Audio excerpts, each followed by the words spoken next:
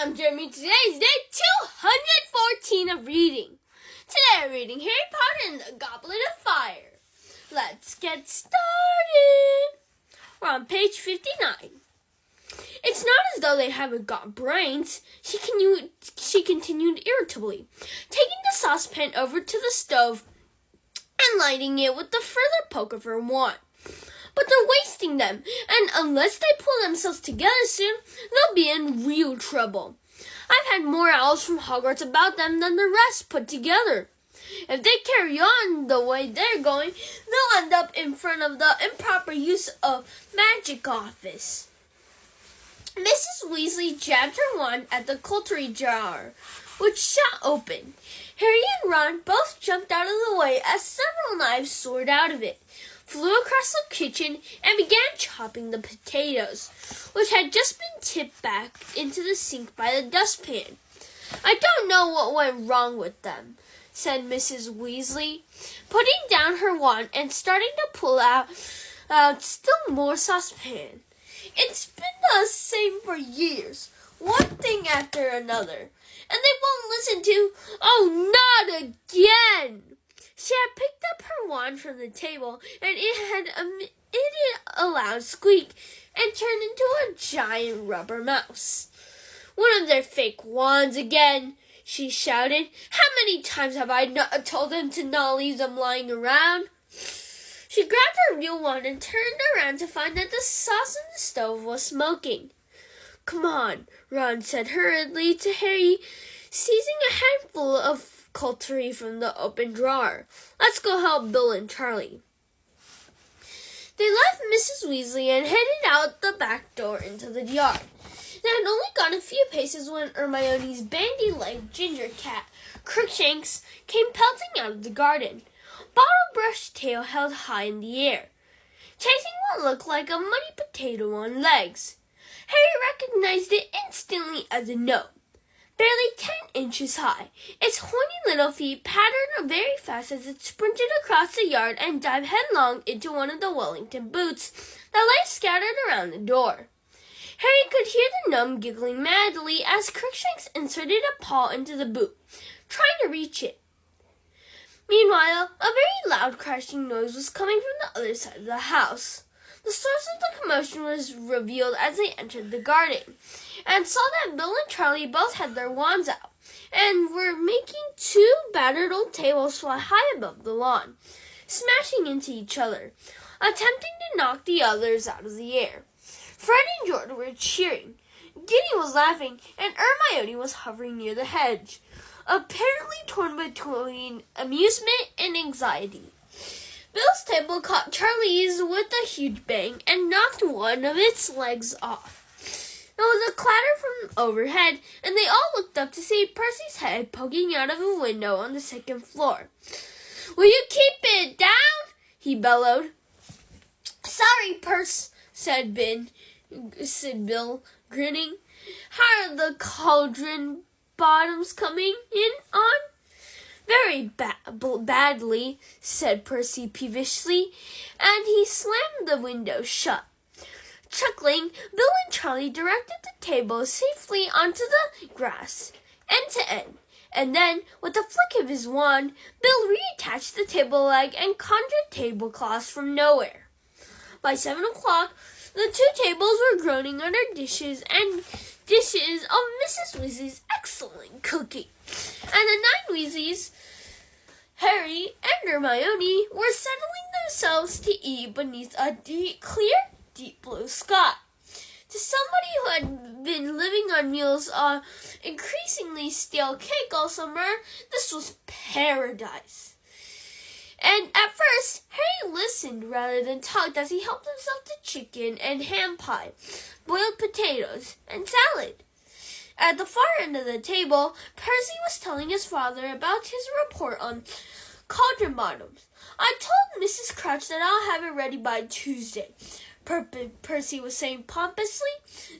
That's a bit sooner than he expected it. But I like to keep on the top of things. I think he'll be grateful I've done it in good time. I mean, it's extremely busy in our department just now, what with all the arrangements for the World Cup. We're just not getting the support we need from the Department of Magical Games and Sports.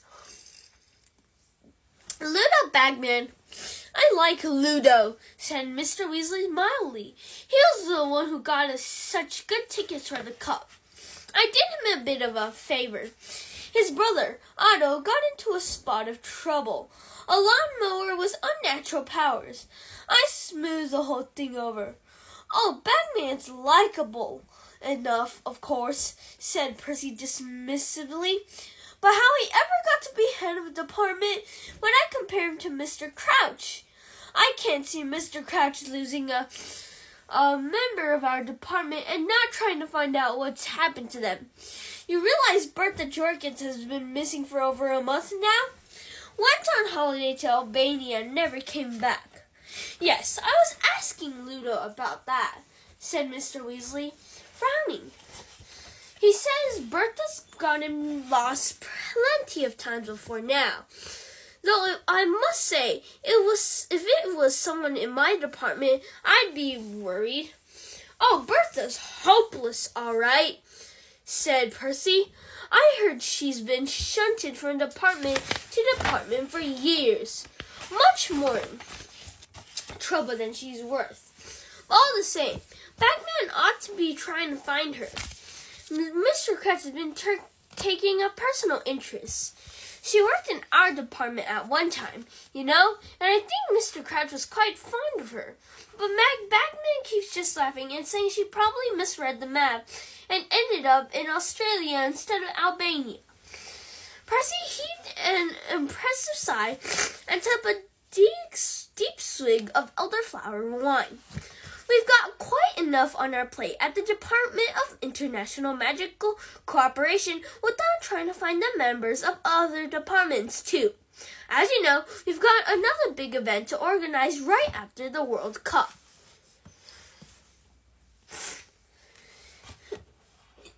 Percy cleared his throat significantly and looked down toward the end of the table where Harry, Ron, and Hermione were sitting. You know the one I'm talking about, Father. He raised his voice slightly. The top secret one? Ron rolled his eyes and muttered to Harry and Hermione. He's been trying to get us to ask what the event is ever since he started work. Probably an exhibition of thick-bottomed cauldrons. In the middle of the table, Mrs. Weasley was arguing with Bill about his earrings, which seemed to be a recent acquisition. What a horrible great fang on it. Really, Bill, what do they say at the bank? Mom, no one at the bank gives a damn how I dress as long as I bring home plenty of treasure, said Bill patiently. And your hair's getting silly, dear, said Mrs. Weasley, fingering her wand lovingly. I wish you'd let me give it a trim. I like it, said Ginny, who was now sitting behind Bill. You're so old-fashioned, Mum. Anyways, it's nowhere near as long as Professor Dumbledore's. Next to Mrs. Weasley, Fred, George, and Charlie were all talking about spiritedly about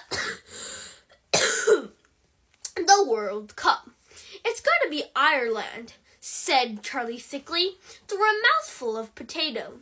They flattened Peru in the semifinals. Bulgaria has got Victor Crumb, though, said Fred. Crumb's one decent player. Ireland got 7, said Charlie shortly. I wish England had got through. That was embarrassing, that was. What happened? Said Harry eagerly, regretting more than ever his isolation from the wizarding rule when he was stuck on Privet Drive. Went down to Transylvania, 390-10, said Charlie gloomily. Shocking performance, and Wales lost to Uganda, and Scotland was slaughtered by Luxembourg. Harry had been on the Gryffindor House Quidditch team ever since his first year at Hogwarts, and owned one of the best brooms in the world, a fireball. Flying came more naturally to Harry than anything else in the magical world, and he played in the position of seeker on the Gryffindor House team. Mr. Weasley conjured up candles to light the darkening garden before they had their homemade strawberry ice cream, and by the time they had finished, moths were fluttering low over the table.